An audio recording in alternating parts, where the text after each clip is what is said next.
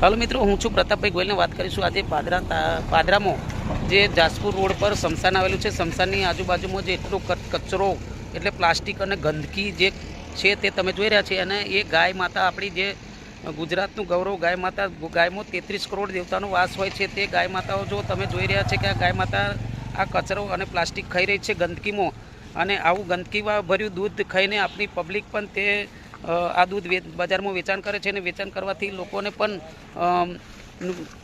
કેન્સરના કારણ બની શકે છે. તો તમે જોઈ રહ્યા છો મિત્રો, સીધા તમને લાઈવ દ્રશ્ય બતાવીશ. જોઈ લો, આ લાઈવ દ્રશ્ય છે, તમે જોઈ રહ્યા છો. સીધા લાઈવ દ્રશ્ય તમને બતાવીશ કે ગાયો, કેટલી ગાયો છે, જે ગાયો આપણી ગાય માતા કહેવાય, તે ગાય માતાનું આ અનાદર થઈ રહ્યું છે. ને આટલું બધું જે કચરો નાખેલો છે, કચરો પણ હું તમને બતાવીશ. લાઈવ જોઈ લો, તમે જુઓ છો, આ જોઈ લો કેટલું લાંબો કચરો નાખેલો છે.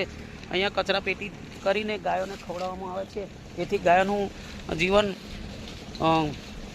જોખમ ભર્યું હોય છે. જય માતાજી, જય શ્રી